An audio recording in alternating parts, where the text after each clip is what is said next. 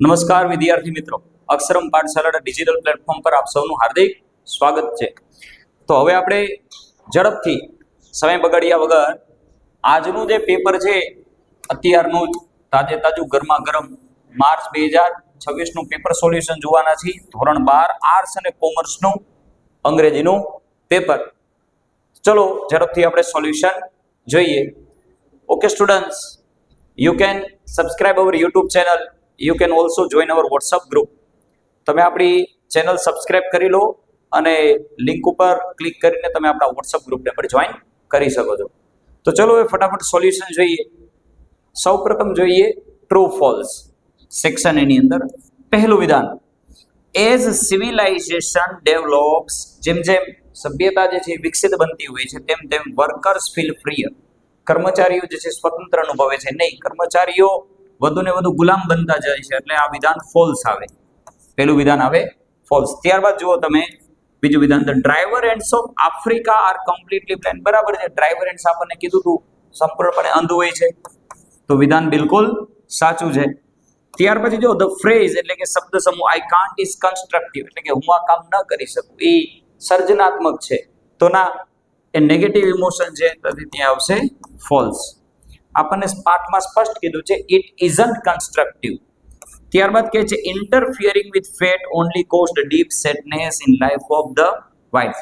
Mister વ્હાઇટનું જે family હતું મંકીસ પોમાં, તો એમને પોતાના નસીબ સાથે ચેડા કર્યા અને પરિણામે તેમને પુષ્કળ પ્રમાણમાં નુકસાન વેઠવું. તો બિલકુલ સાચું છે. તો જવાબ આપણા આ બન્યા વિદ્યાર્થી મિત્રો, ફોલ્સ ટ્રુ ફોલ્સ ટ્રુ. તમારા શું જવાબ છે એ કમેન્ટમાં લખજો.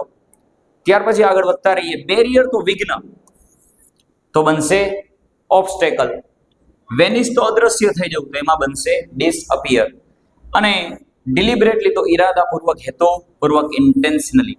આપણી ચેનલ પર 50 સમાનાર્થી શબ્દોનો વિડીયો અપલોડ કરવામાં આવ્યો હતો. એ 50માંથી 3 આપણા સમાનાર્થી પૂછાણા છે.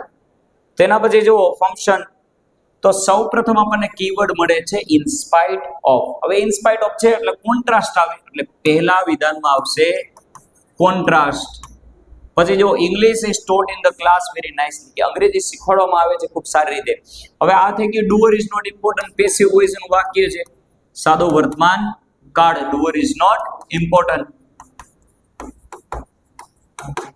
ચલો તેના પછી આગળ વધતા રહીએ. તો 10મા નંબરનું તમે જુઓ, યુઝડ ટુ આપ્યું છે એટલે આપણને હેબિચ્યુઅલ પાસ્ટ આપ્યો છે અહીંયા હેબિચ્યુઅલ એક્શન ઇન પાસ્ટ. આ થઈ જશે આપણે 10મા પ્રશ્નનો જવાબ. ત્યાર પછી ક્વેશ્ચન નંબર 11 જોઈએ, complete the sentence. How did નાના સ્પીક. આમાં તો બધાને મજા પડી ગઈ છે અને બધાનો જવાબ પણ સાચો હશે. તમારો જવાબ કોમેન્ટમાં જરૂર લખજો. સપોઝિશન છે એટલે as if, option C Nana spoke as if he were Nani. ત્યાર પછી જો the patient, what care should I take to keep my teeth solid. દાંતને મજબૂત રાખવા માટે શું કરવું જોઈએ? એડવાઇસ. એડવાઇસમાં તમે યાદ કરો, શુડ હોવું જોઈએ, હેડ બેટર અને ઓટ ટુ હોવું જોઈએ.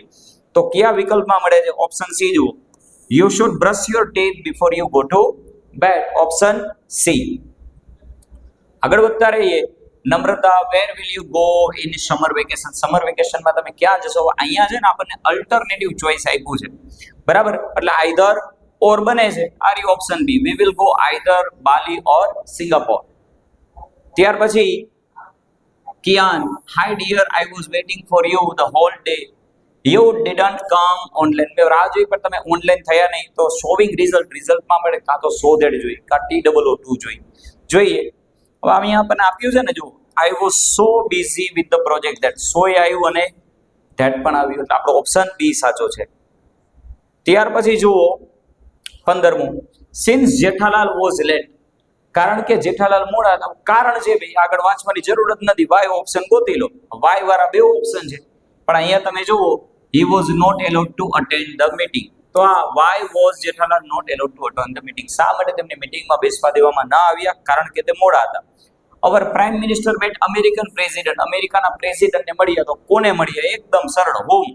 હોમ વાળો ઓપ્શન એક છે. Whom did our prime minister meet.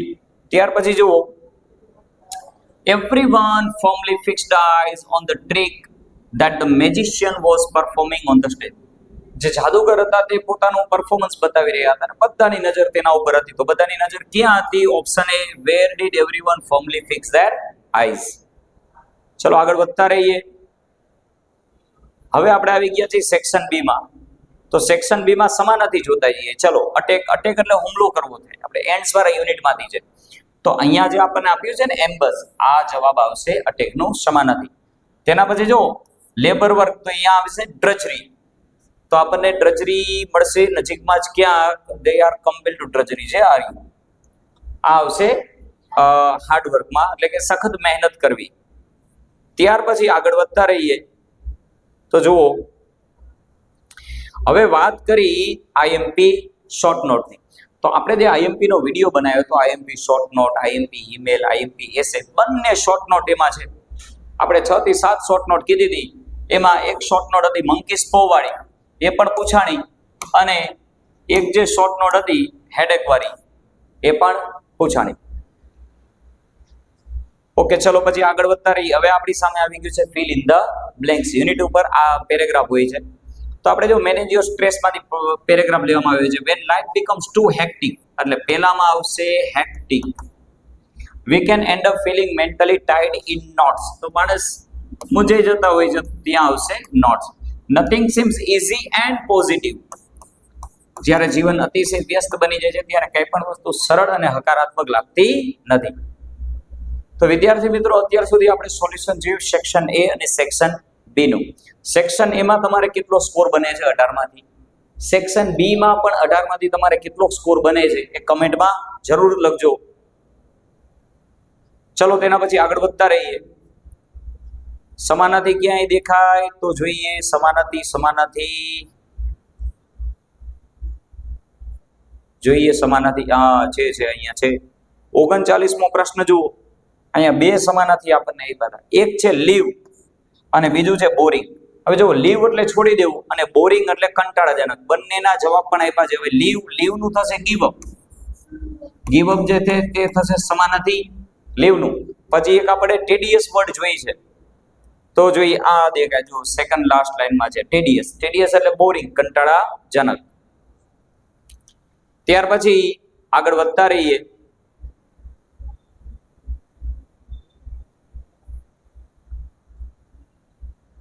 ચલો કવિતાની અંદર સમાનાર્થી આપણને આપવામાં આવ્યા હતા. જો સ્ટોપ એટલે કે ત્યાં બંધ થઈ જવું, રોકાઈ જવું, તો સીઝડ આવશે અહીંયા સીઝડ. પછી જે કાઉન્ટલેસ એટલે કે અસંખ્યામાં ગણી ન શકાય તેવું, તો ઇન્યુમરેબલ, અસંખ્ય. આગળ વધતા રહીએ.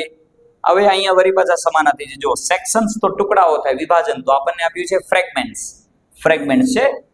અને તેના પછી જો સ્ટ્રગલિંગ એટલે સંઘર્ષ કરવો, તો અહીંયા આપણને મળશે સ્ટ્રાઇવિંગ. આગળ વધતા રહીએ. તો સેક્શન સી જે છે ને એ આપણે 21 માર્કનો છે. એમાંથી 21 માંથી કેટલા બને છે એ કમેન્ટમાં લખજો.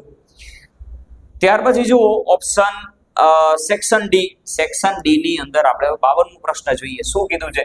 તો સૌમ્ય ઓબેઝ હિઝ પેરેન્ટ્સ. નીચે આપ્યું છે સૌમ્ય ઓબેડ. મજા પડી જાય એવું છે. વર્તમાનમાંથી ભૂતકાળ કીધું છે, તો ઓબેઝ નું શું કરી નાખો? Obeyed. Saumya obeyed his parents. He does નું ભાઈ ડીડ કરી નાખો.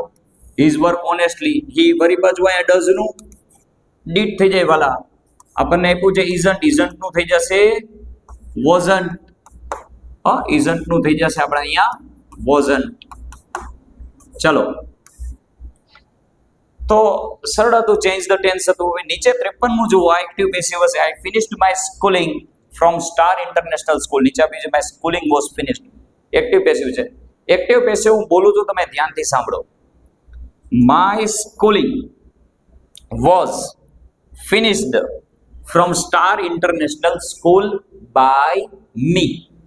My schooling was finished from Star International School by me. We enjoyed our childhood. Our childhood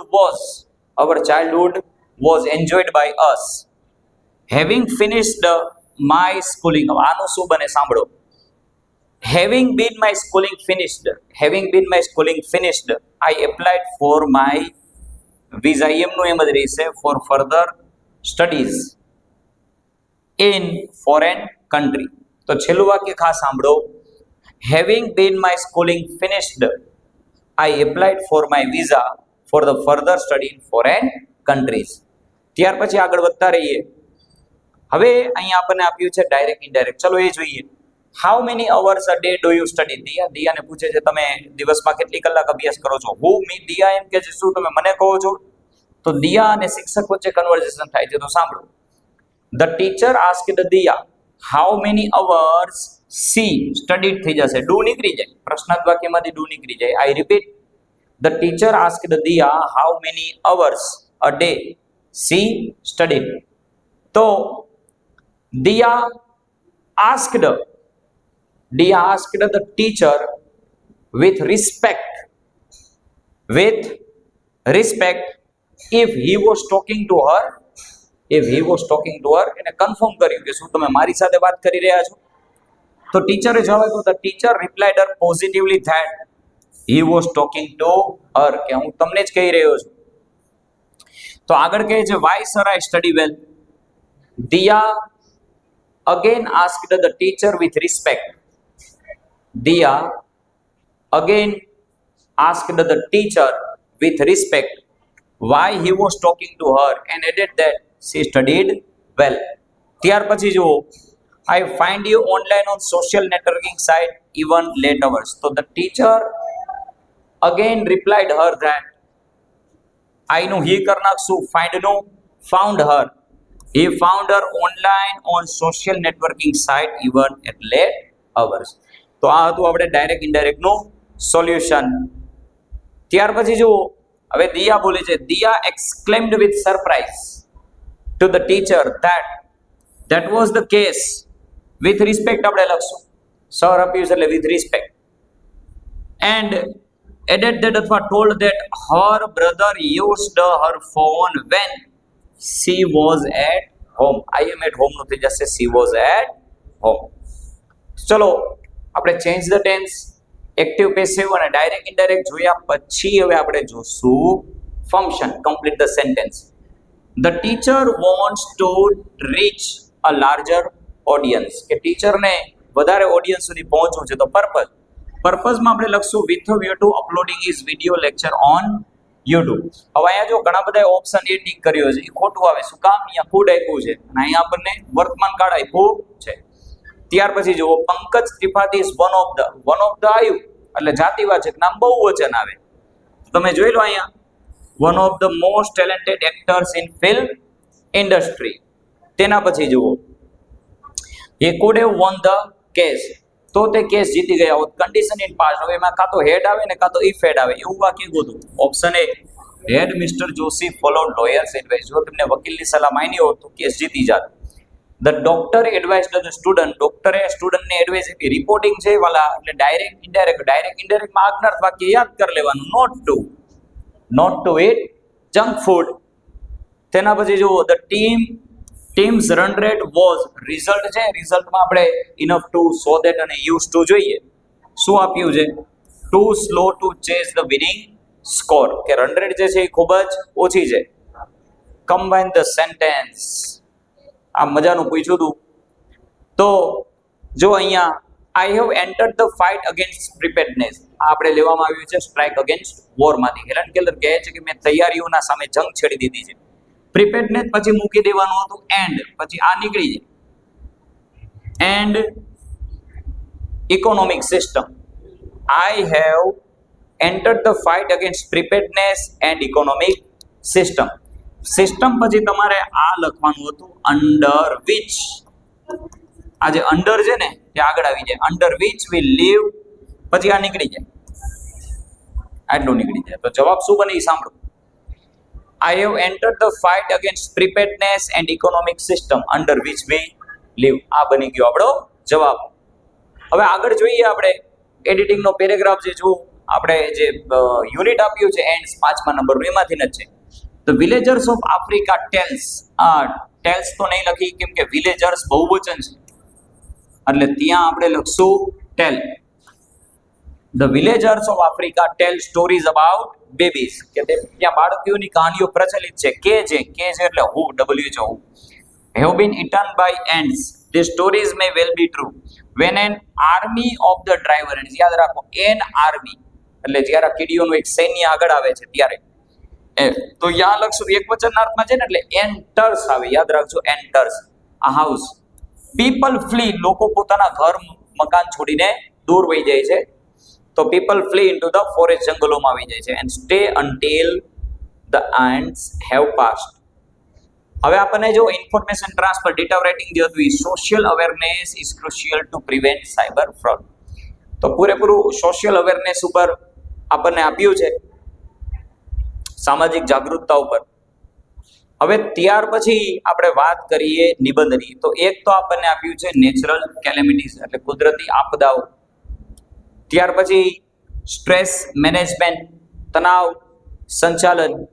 અને આજે છે આપણે જે વિડીયો બનાવ્યો હતો IMPFC નો, તો એમાં આપણે બતાવ્યું હતું ભાઈ પર્યાવરણ સંબંધિત પોલ્યુશન બતાવ્યું હતું, each one tree one બતાવ્યું હતું, અને સાથે ગ્લોબલ વોર્મિંગ પણ આપણે બતાવ્યું હતું. તો એમાંથી એક નિબંધ પૂછાણો.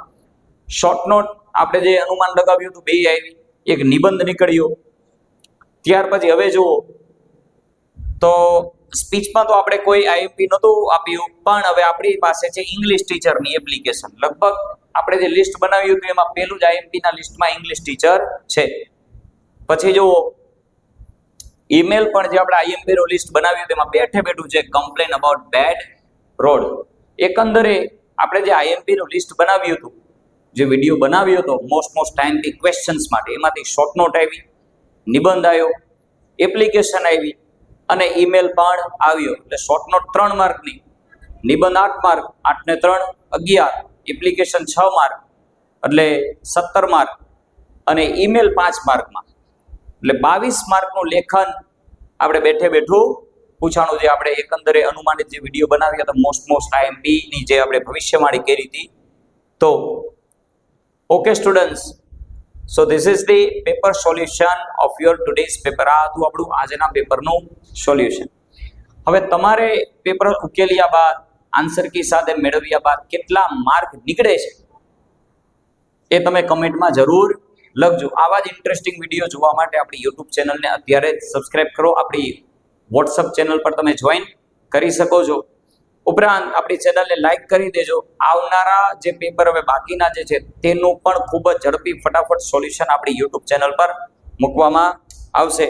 Okay students, we will meet again with a new subject paper solution. Till then everyone, just take care.